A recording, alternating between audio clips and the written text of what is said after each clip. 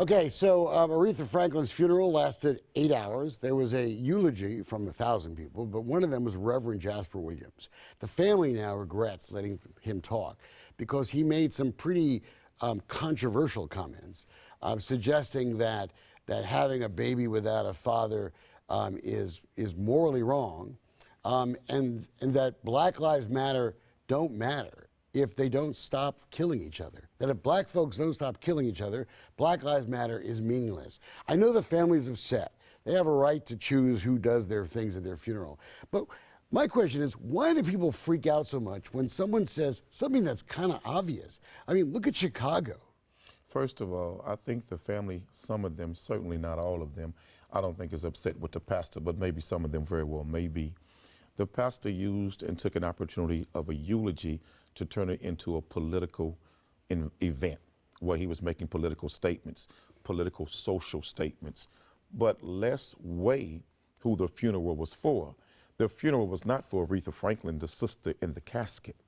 The funeral was never for the dead in the casket. The funeral and the eulogy is for the living that are left behind to take some time in a spiritual context to look at their own lives about changing what needs to be changed.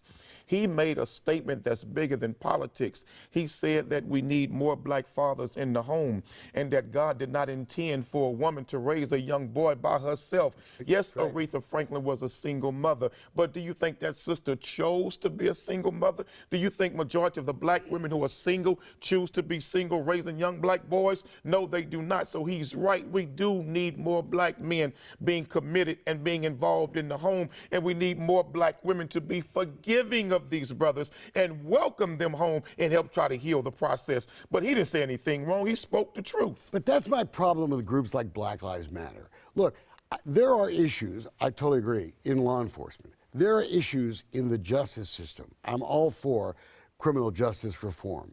I think it's stupid to be arresting anybody for stupid crimes that like possession of marijuana. I think it destroys them. I think it's a waste of time. But having said that, why does it seem like black leaders are so afraid to talk about the elephant in the room? And that is that part of the problem, you could blame others for where you are, but at some point, people have to have responsibility to pay for their babies, to like have families. That's not the government's job. But wait a minute. Yes, we should have personal responsibility. That's what the scripture teaches us, to be responsible for our own behavior. Right. But we do have to speak about Black Lives Matter. Yes, they do matter. But black lives can never truly matter to the rest of the world if it looks and appears that it does not matter to us.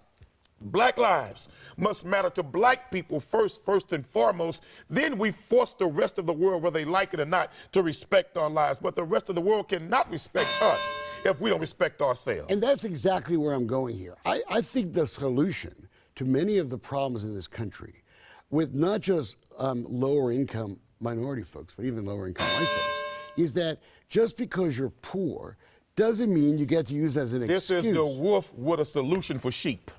Yeah, but you know what? That's enough. The bells have rung, brother.